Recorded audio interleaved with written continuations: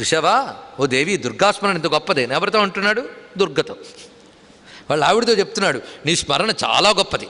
నీ స్మరణ వల్ల కలిగేటటువంటి ఫలమేదో అది భూమిలో మరొక దాని వల్ల కలగదు. అది కాత్వధన్య. మరొక శాస్త్రంలో ఉన్న వాక్యం చెప్తున్నా. అంతేకాదు, అయ్యో మేము వైష్ణవులం అయిపోయామండి, దుర్గ గొప్పదన్నారే, మరి మేము ప్రార్థించచ్చా అంటే, శైవోవా వైష్ణవోవాపి శాక్తోవా గిరినందిని భజేద్దుర్గాం స్మరేద్దుర్గాం యజేద్దుర్గాం శివప్రియాం. నువ్వు శైవుడవైనా వైష్ణవుడవైనా శాక్తేయుడవైనా దుర్గని భజించు, దుర్గని స్మరించు, దుర్గని యజించు. ఆవిడ ఎవరు? శివప్రియాం. శివప్రియ అయిన అమ్మ అందరికీ దిక్కే. గుర్తుపెట్టుకోండి.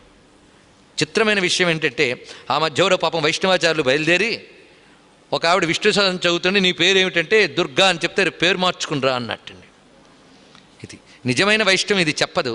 కానీ ఇలాంటి కుత్సితమైనది ఆచార్య స్థానంలో కూర్చొని మన సనాతన ధర్మాన్ని దెబ్బతీస్తోంది. ఇటువంటివన్నీ కూడా జగద్గురువుల యొక్క